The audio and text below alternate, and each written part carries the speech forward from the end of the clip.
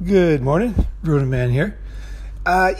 These memes right now going around society, they're so easy to let them seep into your brain. Very, very dangerous, actually. Because the reason is not that the ideas are so bad and everybody's against you and the Illuminati, not because of any of that. The reason is because if you're presented with an idea a certain amount of times by a certain amount of people, your human mind will start to think there's some truth to it. And that is statistically true. And it's actually, ideas are very, very mathematical. You can look at ideas. Once an idea reaches, I think it's 15% of the population, the idea never disappears. So once 15% of people believe in a certain religion or a certain idea, the idea might get more popular or less popular, but it never quite disappears, right? So memes, and that's in society, but in your own mind too. If you study anything about propaganda, the reason why it works is because people don't think it works. That's the reason why. That's one of the main reasons why it works, because smart people, right? They're like, hey, that would never work with me. Exactly why it works. Because you're not cognitively thinking about it, right? You need to actually do the hard work of making decisions for what you're going to allow in your mind yourself. And also to see the fact that you are not some kind of robot with some kind of built-in automatic wisdom that separates ideas out. You actually have to look in your own brain and say, wait, what ideas do I believe that are completely not true? Myself. What part of the matrix is inside my own mind that I am spewing out to the world while blaming other people for spewing out the matrix ideas? That's one of the things, right? So we also are part of it, and that is the key. That is a key understanding and a key first step for leaving forever. Understanding that your own brain has weaknesses. We all do. And that also, I think that also gives you a little bit of sympathy for other people, because you realize that so much of this stuff is mindless. It's not on purpose. You're not trying to do it. It's just like you hear it enough times and you think, yeah, it must be, and it is so complicated because so many ideas you should accept, even though there's no real proof. I mean, just giving a simple example. I like this example, but if you walk into Walmart and you see some toothpaste there, and you buy it, or you think to yourself, you could think to yourself, hey, this could be poison. This could be, very dangerous. I better buy this and take it to a lab and get it tested. Make sure. And then if I get it tested, how many things am I going to test for? Am I going to test for lead? Am I going to test for arsenic? What am I going to test for, right? Am I going to test all the colorings in there? It's even if you did do it, take it to a lab, it would be the reason why companies don't do that, why governments don't really test food. It's all a big joke. The FDA doesn't check almost anything. Basically, chemicals are coming in from China like crazy. Like pretty much most of the stuff you get is not tested. I know that for a fact because I was going to import a food item into the U.S. from China. And I realized that it's all a big joke. It's in a sense that it works overall. Don't get me wrong. I'm not saying it's all a big joke, go and burn the place down. No, I'm not saying that. What I'm saying is like, it just kind of works somehow. For example, another example, okay, side note, there's no policeman around you. Look around. How many policemen can you see if you look? Okay, then look and see how many people are around you. What if somebody stabbed you, or shot you, or started beating you, like with a metal pole? Like, what could you really do? Like, what besides fight? Like, what could you really like? What policeman's actually going to save you? And when you drive down the street and there's a what is there to protect you from the other cars? There's a painted white line in the middle of the road. That's all there is. There's no policeman. There's no protection. Most of life is based on trust. And it works overall. So that's the other difficult thing is a lot of people get into black and white thinking and they say, oh, the Matrix, get these ideas. It's like we need to test everything. We need to, you need to know things for sure. It's all bullshit. It's very difficult to have the right balance. And that's what I really want to do in my life. And that's what I try to do on this podcast, to give you a kind of a framework that I figured out that works to give you a balance so that you can do the right thing and also not go overboard and fall into a whole nother trap. Because there's traps on both sides of things, right? It reminds me of this mountain I climbed in Nagano. I climbed up to Yarigatake, up on the top. It's an amazing mountain, and you get up to the top, you climb up. It's kind of like Switzerland because you can see the valley below, the little village. It's right there. So it looks close, and then you get up to the top, and it's this huge moon-shaped thing where it's like 5 days you can walk along, and it's like you're walking for a week almost. But you're right there. You can see everything. It's really amazing. But when you get to the top, it's a sheer, like almost like a sheer cliff on both sides. So you can see down one valley and you can also see down the other. So it's kind of amazing. Either way, if you fall either way, you're fucked. You know what I mean? You don't want to fall off the thing in either direction. And that's the same thing with a lot of life. Is that you think, hey, I'm stuck here. I'm going to run over there, right? It's like, nope. Before you do that, think about it. Get an idea of where all you know so far is that you want to avoid this one thing, right? Now, what else is there to know? So, with that in mind, with that kind of as a mindset, let's look at one of the things that just drives me insane. I just think it's the dumbest meme ever. And as a traveling guy, I got to tell you, you probably never thought about it. Okay, the idea of the bucket list. There is this mindless idea of the bucket list running around, and people actually do this. Before they die, and this is the bucket, if you guys are not native English speakers, the bucket is, kick the bucket when you die.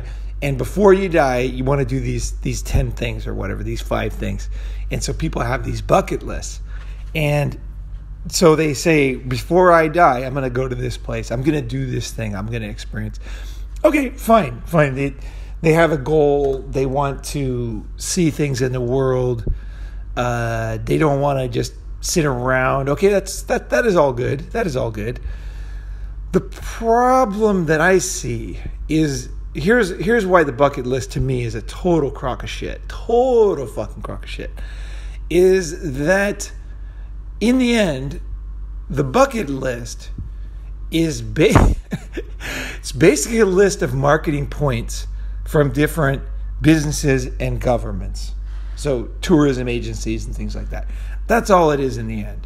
What got me really thinking about it, what made me make this episode, is that this guy that I know on my Facebook, he posted this picture of himself drinking a cup of coffee at a famous outdoor coffee shop in Italy.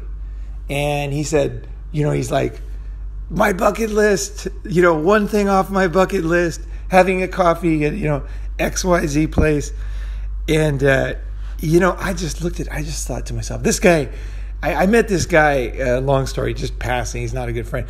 And I kind of amazed at his posts because to me, I just think they're just so mindless and stupid. Like I kind of keep them on there just to kind of like, because my brain's always burn like, wow, okay, that's how a lot of people think, You know what I mean? Do you have anybody like that in your life where you like just watch them just to see like how bad of an abortion like life can actually be? How low can people go? I don't want to bag on the guy too much, but really, like, it's like that guy. I remember. I mean, it's 2019, man. I mean, there's global. Like, people travel like crazy. There's the idea that a coffee shop is a bucket list. I mean, you're just having a cup of. There is no difference. A cup of coffee at Starbucks and a cup of coffee. There's no difference. Maybe 50 years ago, maybe there was a difference. When I was in 1987, I went to Italy.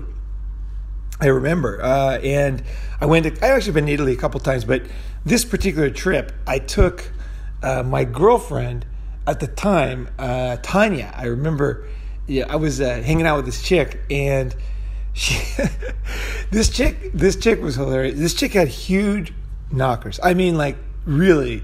This is 87, right? So pre-surgery. There was no fake boobs at the time. And she had massive knockers. She was really skinny. She was blonde. And this chick just had insanely huge tits. I mean, there's just no question. Her tits were just like balloons, right? And I'm not into that. Like, that doesn't turn me on, So that's another thing about the marketing and stuff, is that every guy is supposed to like certain things these days, right? You're supposed to, society tells you what you like. I personally can't even watch American porn because it's just not even sexy at all to me. Really, I can't even. Just doesn't even like. It's just like, oh man, this is boring. There's so much better concepts and around the world. It's like, the idea that, and let's not even porn. Let's just talk about just pictures of girls in general, or like actresses, or whatever, models or advertisements. They're just not sexy to me. I find them very grotesque. Even most of what America considers a sexy or attractive woman, and then that's just my take. And the thing is that as guys, we're allowed to have a fucking opinion.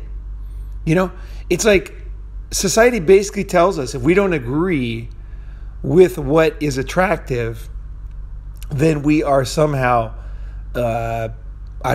abusive or something, or like, get in line, man. Just fucking get in line, man. Just believe what we say. That's what society's like. This is a sexy girl. Like, she's on the Super Bowl commercial, right? And all the guys in the commercial all turn around and look at her or whatever. I just, that just, fuck. I really am amazed at how bad it's gotten, as far as away from the natural, what do you call it? Like, the way life should be, like what actually turns men on. Like, maybe it's just, the only thing I can think is, here's what I think it is. This is really what I think it is that it's that women are just they're attractive in this sexual sense. And again, I really am, and this is not politically correct.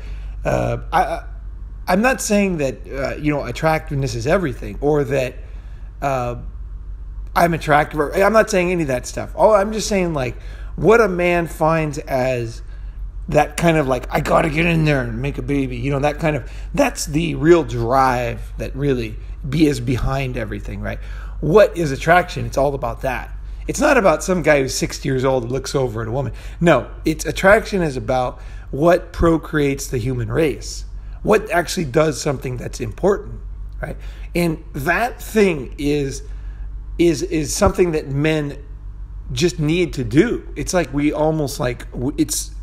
like robots or missiles, or guided missiles. We just have to, it's part of our just what's in us, right, as men. And what drives that is a certain thing, and it's not what is available on in American media. It's just not that. And why is that? Why would that be? What do you think? Here's what I think it is. I think what it is that the women are attractive in that sense, okay, in that driving, I can't control myself. My mind is an absolute, when you're, I don't know if you've ever been in this position where you just can't stop yourself. Like, it's just like, there's a girl that you just have to fuck. Like, there's no rational thing that can stop you. It's like, if you look back when you're in high school or whatever, college, like, there was a girl you knew you shouldn't. Like, you're like, this is the worst idea. I cannot do this. I should not. And then you just go and do it. Like, it's like, you just cannot stop. And then later you're kind of like, come out of the daze and you're like, what was that? And you cover it up, right? Of course, right? But what was that driving force? It's this innate internal thing that just drives you to procreate, essentially. And I think that period for women, the period where the man's illogical brain absolutely turns off, and he's an almost like a heat-seeking missile where he must, like some robot movie. I must, whatever, and then he's just like, destroy you, whatever. He just kind of goes in, right? And the thing is, I think that period, that window when men feel that is when women are quite young. And also, I think most women are not even attractive enough to ever experience this. Okay, so that combination, okay, the reality, that dark, cold reality is what causes this fake stuff on the media. Okay, why? It's just because statistically there's not enough available. Humanity, society wants to have a balance. Every man should have a woman. Every woman should have a man. Every person should have a house. Every man should have food. Every child should have a toy. Everybody who dies should have a grave. It's like these things, like every man should have work. Every man should have a vacation. Every man should have a bed and a place to sleep. There's certain things that society just feels like, even if it's not the best solution, as long as everybody kind of gets something, like society kind of feels. So society knows, or people know that there's kind of optimal situations which are the real reason why we do things. And then they realize, well, not everybody can have that. So we're going to make something that is mass producible, that is available enough, and then that will be what is in replacement for this real thing that people really want, right? And then people accept it. They accept it, right? I mean, naturally, what would be the best thing is to have, a house with land, right? So you can walk outside and you can feel the dirt under your feet, right? And then also eat vegetables from near your house. Just like dig them up and maybe shoot an animal, right? Get your gun, get your bow, go out in the back, look for an animal, shoot it, come back to the house, or maybe set traps or something, and then bring it back to your house and then and eat, right? That would be a and have a sexy woman, that you can just fuck and then go to sleep, and then that would be like an optimal caveman. And that was I think there was a time in the history of the planet when that made sense. There was a very few people, and if you look, I'll tell you, it's very interesting, kind of a side note, but if you look at the graph of human population, it's really interesting. Even countries like China with, 1.5 billion people now, they didn't have that many people, even like 200-300 years ago. It's not, it hasn't always, that's one thing it's hard to wrap your mind around, how much the world has changed, like what we are dealing with here and what our brains are programmed to deal with. But if you look at the graph of people, it takes 40,000 years for a evolutionary change to take hold. So if we need something, like say we need two penises, right? We need one on the back, screw two girls, right? One on the front, right? That was one thing when I was a kid. I wanted two, two girls at once. That was one of my things. I was like, I'd love to have two, I could do one on the back, one on the front, right? You have a girl there, a girl there. So the thing is, if that was necessary, right? Two was necessary, then it would take 40,000 years for that to evolve to be a real thing. And that's how our brains are. Our brains have not adjusted, the hardwiring has not changed. The software changed, the training changed, the society changed, environment changed. But all that will eventually drive a hardware change. But that takes 40,000 years. So our brains, we are very primitive. And then society is changing very, very fast, right? So what has society done? What they've done is create a menage of bullshit to replace the real things that you really want. And I'm not saying it's all bad. I mean, I shouldn't say bullshit, because going into McDonald's and having a hamburger, there's really nothing wrong with that. I mean, it's using the mass-produced things that are like made for us. Sometimes they are good enough, and I think also that you have to pick and choose your battles. Because okay, let's say that this resonates with you and you say, yeah, I want those real pleasures. I want those real things. Even then, as a man, you need to choose which ones you're going to get. Because you can't get, if you look at your life at all those natural things that you might want, there's a lot of them, right? There's a lot of different ones, right? So you need to pick and choose which ones are you consider to be the most important. For me, I think independence, it's basically the ultimate balance is connectedness and separateness for me with people. And I want to have independence. I want to have freedom. I really want true freedom where I'm not having to live in a situation where I'm dealing with something that's low level, causing me a lot of pain every day. Like that is like the most, to me, that's like using up the RAM memory in my mind with a chronic complainer or just a problem person, like a manipulative person, or a person who, what would be the good example of something that for me, this is for me, is somebody like a chronic complainer. So you tell them, they say something, they say, oh, it's fine. And what they mean is that they're really angry about something, right? But they never tell you. And they also don't want you to improve. Okay, they don't want you to change it.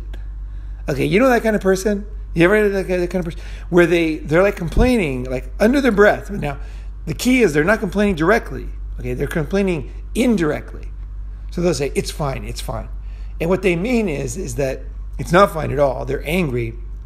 But if you try to probe and say, like, let's improve our lives, right? Because I am willing to change. I am willing to change for other people too. If somebody has a good idea, if I'm doing something that I could change that would be better, there's a better way to do it. And I'm not, I'm open. I'm always open to change. So if somebody like has a serious complaint about something that I'm doing, and they say, look, and they say, if you did it, this is what you're doing, and like if you did it this way, this would be better.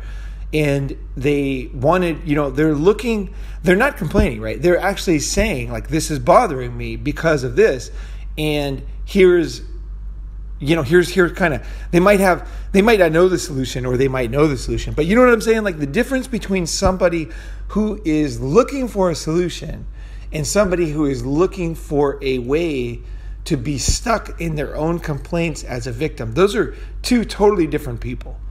And you can feel the difference. I don't know what the details are, but you know the difference, right? So that type of person, that type of environment, to me, is one of the most destructive. It just takes up so much of my brain power for nothing, for just nothing, just totally useless.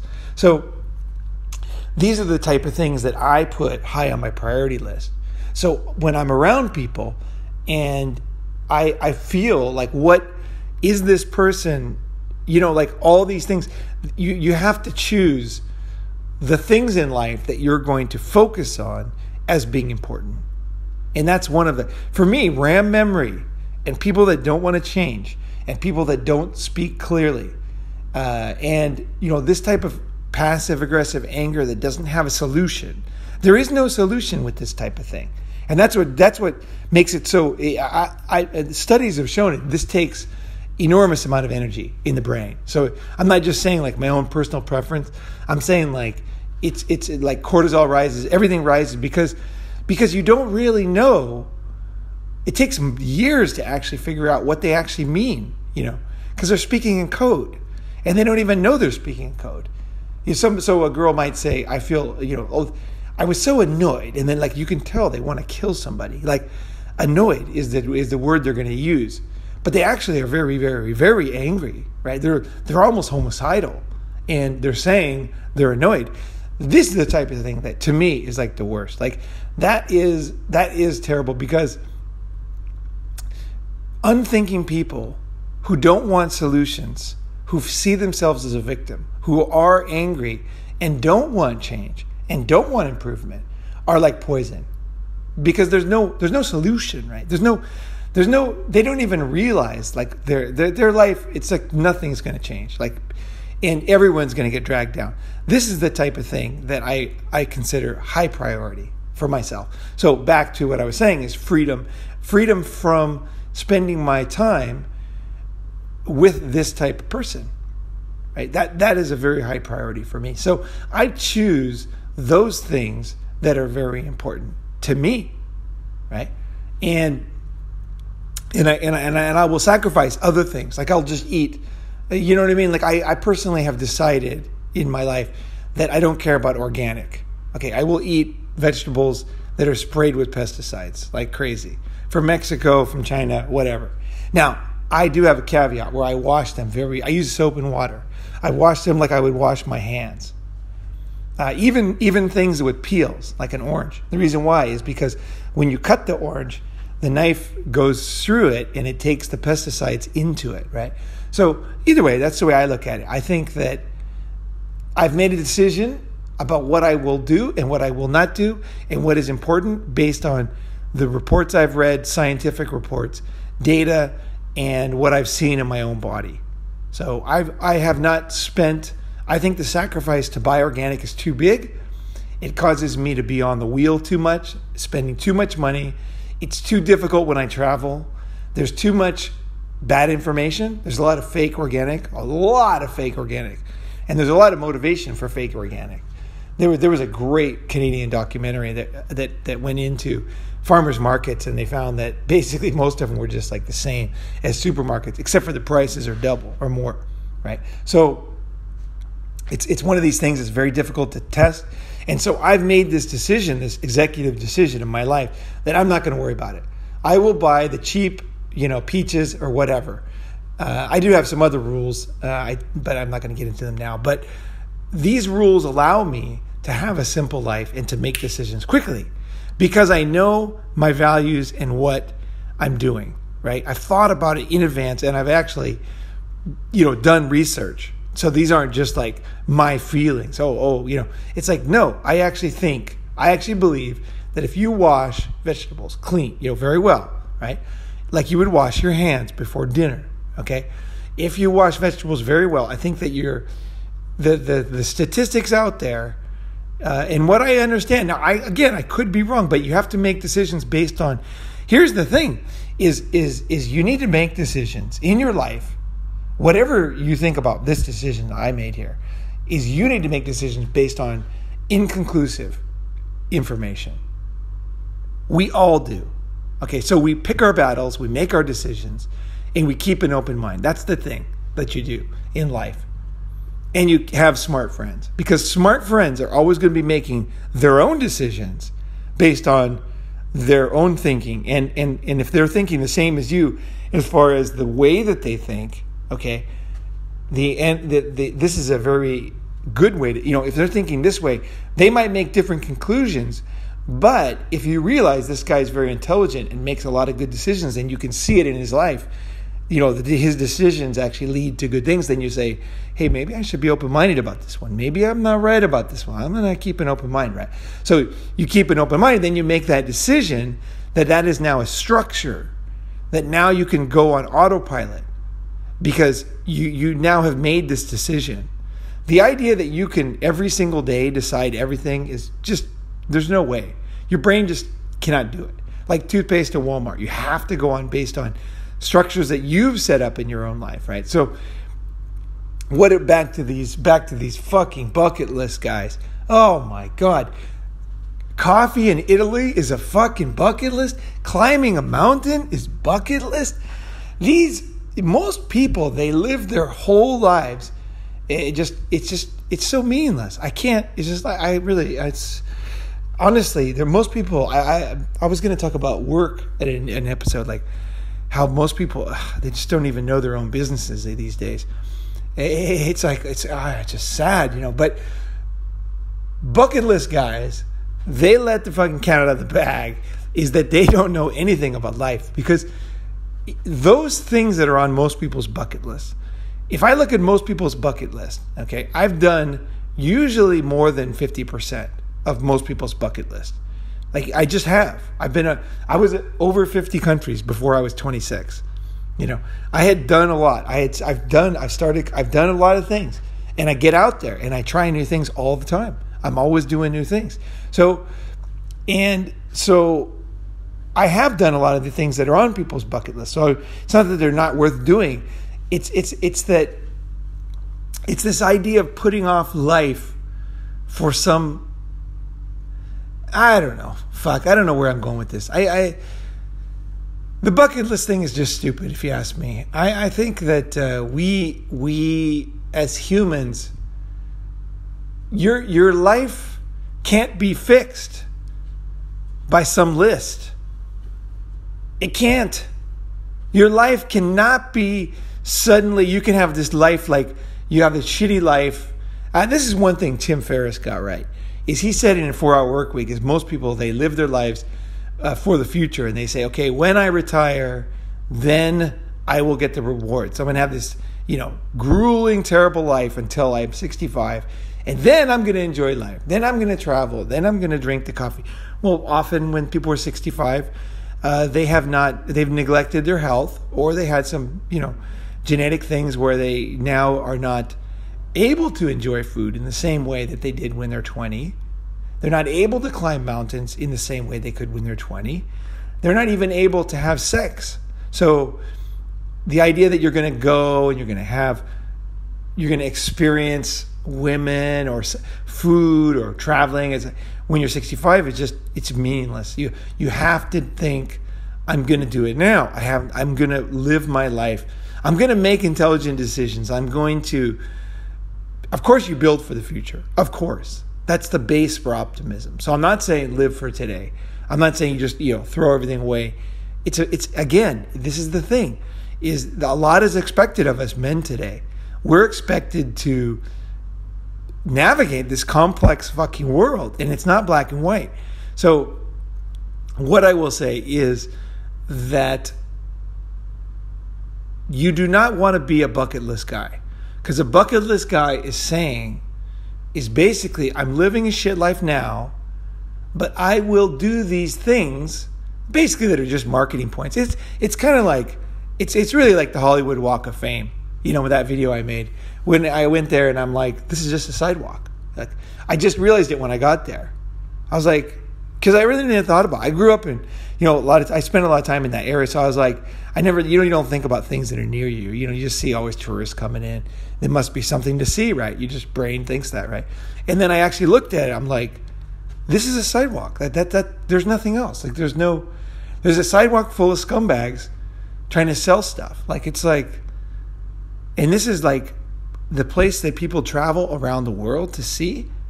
This is a bucket list thing. Hollywood Walk of Fame, Man's Chinese Theater. I mean, it's some kind of concrete structure.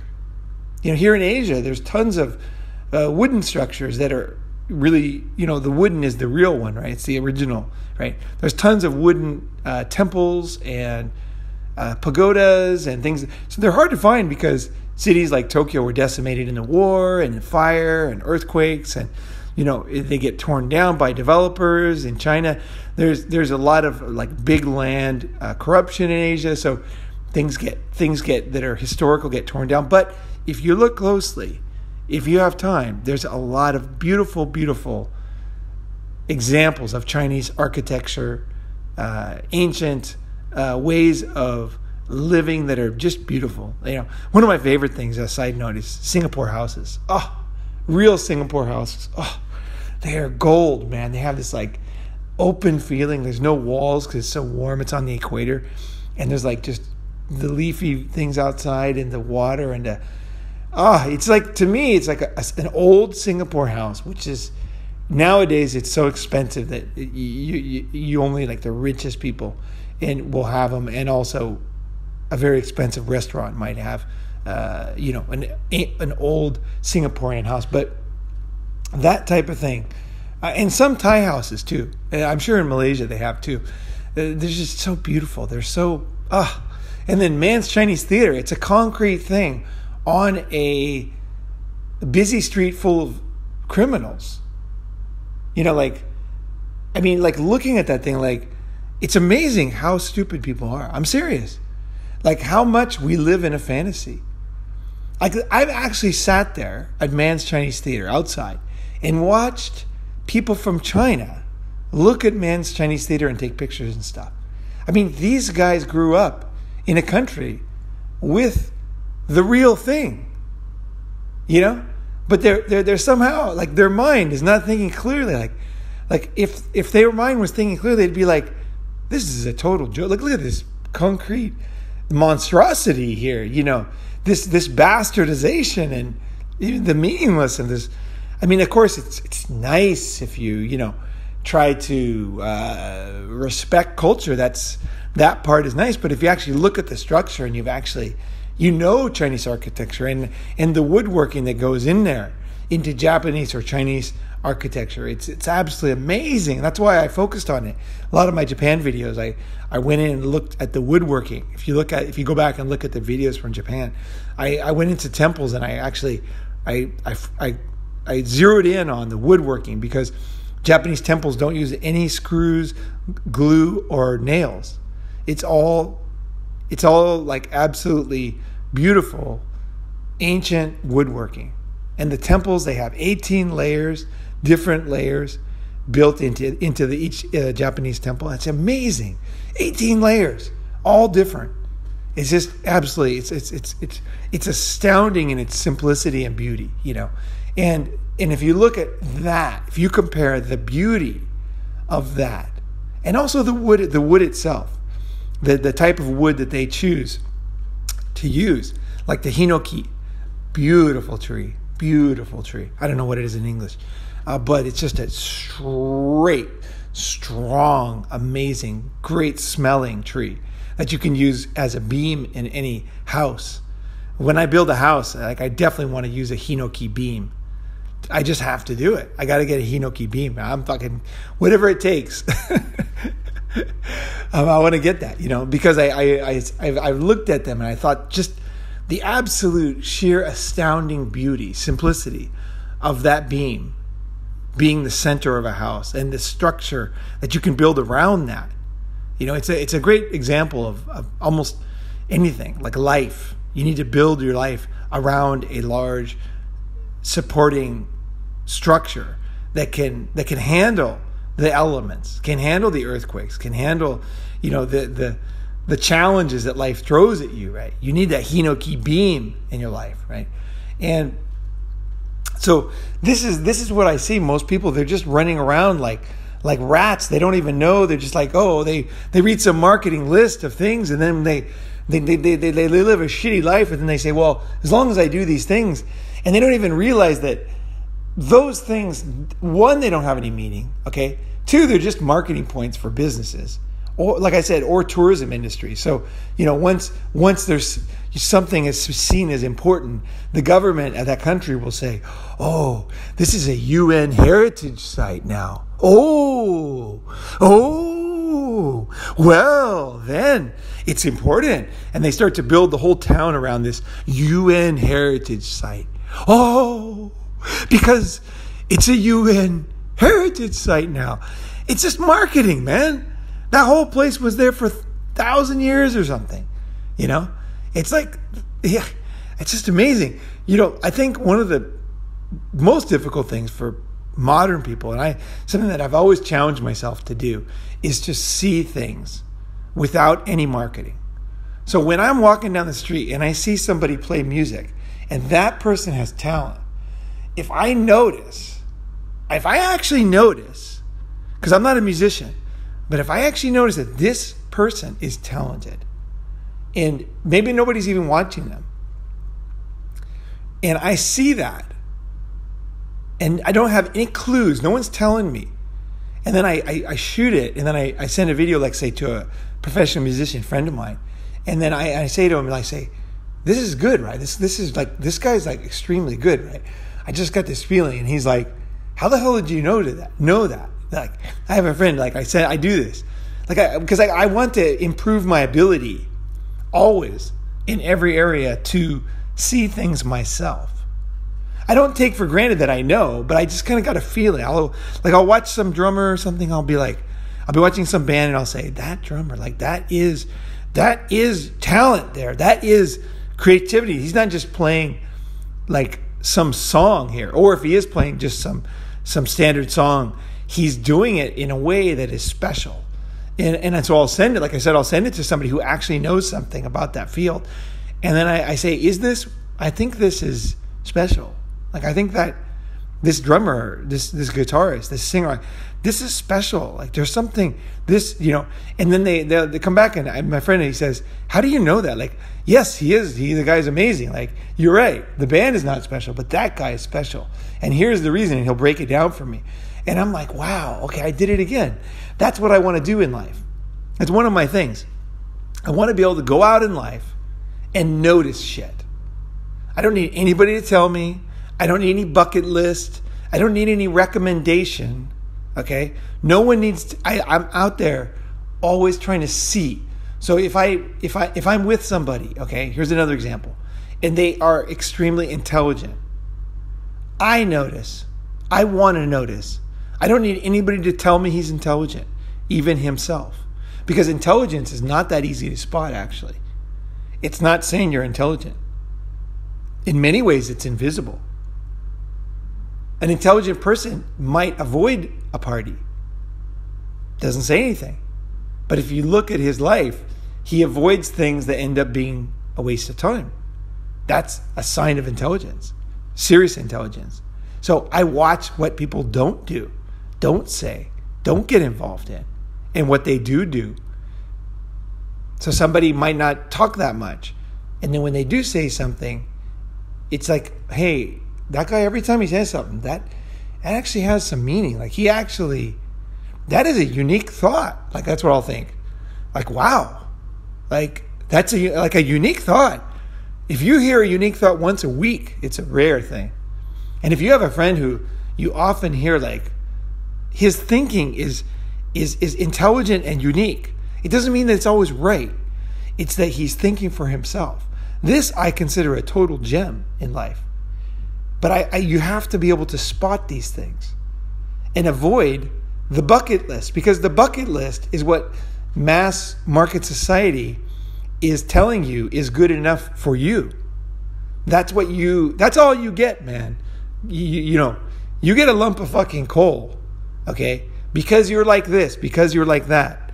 You're from this family. You have this much money. You get a lump of fucking coal and you be happy about it. Heat it up and you'll be able to eat some food, right?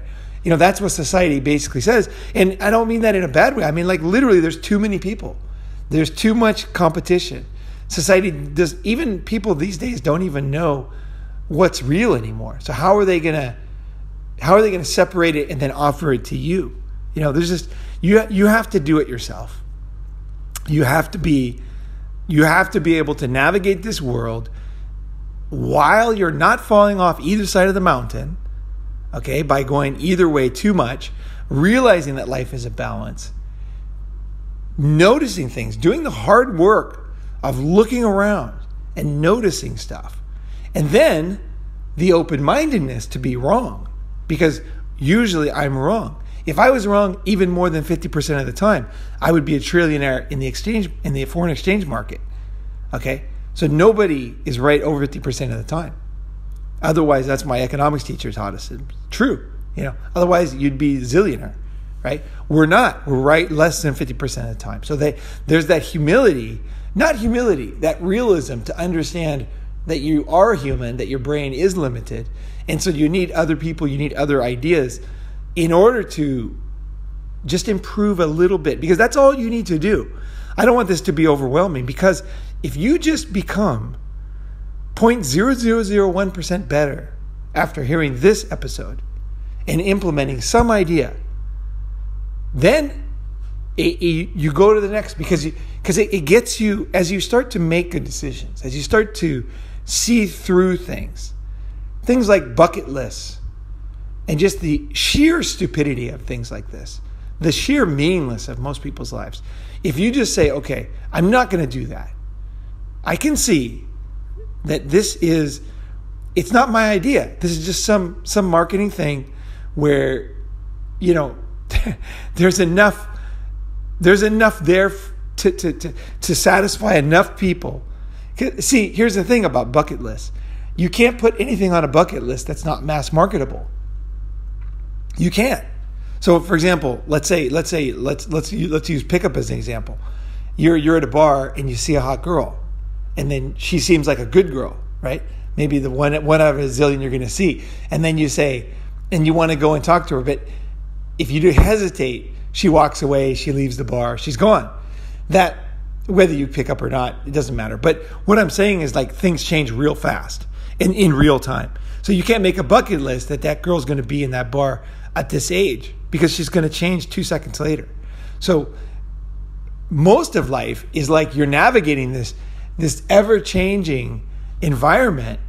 You know, you're being carried down a stream at 40 miles an hour, bumping into rocks and trees, and everything's just like crazy. And you're trying to find like what makes you happy and what you know, and you're flowing along your life and to death. And it's like, it's so fast and everything moves so fast, and you're only in your teens for a short period of time, and then you're in your 20s and college, boom, it's gone. And like, it's like you need to figure it out as much as you can, as fast as you can. Now, here's the benefit. Here's the thing. The thing is that you're already fine as you are, okay? Where you are is not that bad. You're okay. Just think, I'm going to improve 0.000000 whatever 1% today. I'm just going to even just noticing that you shouldn't do something, that's huge. That's huge. Because then you're like, that saves you from a ton of shit. You know, knowing that something's a scam to invest in, knowing that something is a tourist trap, saves you so much time. Some other moron takes his 3 kids and his wife, and they travel across the world to go see this total joke, you know, and that means they save money. Like, what does that mean in real life? In real life, that means a guy saved money, he grinded it out, he worked overtime, he sacrificed, and then he went and then wasted it on something meaningless. And also, I think when you do stuff like this, the longer you live your life in total, like this kind of non-thinking stuff, the longer you do that, the stupider you get. Because there's 2 cycles. There's a virtuous cycle and there's a downward spiral. And the more things you do in the right direction from today, it brings you. I'm not kidding. This is really true. There really are 2 cycles, and you have a choice of which one you want to be on. Do you want to be building up? I mean, like when you're working out and you're building your muscles, or do you want to be on the couch with the potatoes and with just the shit quality food, that and the degrading body and the quickly aging Alzheimer's, the suction to nowhere, the black hole to invisibility and disappearing? Do you want to be that way, or do you want to say, hey, I'm gonna grind it out, but the benefit is that it's not hopeless. This is the not black and white thinking. You have to realize that as you improve, it gets easier. I'm serious too, because you get proud of yourself for these little things. See, for me, when I do things like this, I pat myself on the back because I noticed. You know, that time I'm telling you about the musician thing, that I noticed a band was special, and I told my professional musician friend, and he's like, fuck. He's like, how did you know that? And I was so proud of that because it's not one of my areas of specialty. Music is not one of my. I like music, but it's not one of my things. But you get a sense for what is talent and what is intelligent. You start to get, even if you don't really know the details, you start to get like a sixth sense. The more you improve, the better your life gets, and it becomes, one good thing leads to another. It really, really, truly does. It's not a hopeless game, guys. There is reason for optimism. There really, truly is. So don't forget it, man. Life is fucking good. Stay on this path. Improve one little thing, and then accept it. You've got one more thing in your life that's better. And you start to choose better friends. you start to choose better, everything starts to get better. So get on that spiral, even if it doesn't seem like a big deal. Just start to avoid those mistakes. Start to see the bucket list of life and just think, wait a second, did I think of this? Is this my value system in this bucket list? Do I want to have money? Because everybody's like, well, you got to be successful. Like, do I want that? Like, what is that success? Like, what is success for me? Like, what is a hot girl to me? You don't have to tell everybody. You can keep it secret. But just the fact that you actually know, because so many things in life you think you know and you actually don't know. They're just ideas from the outside. They're from the outside. They're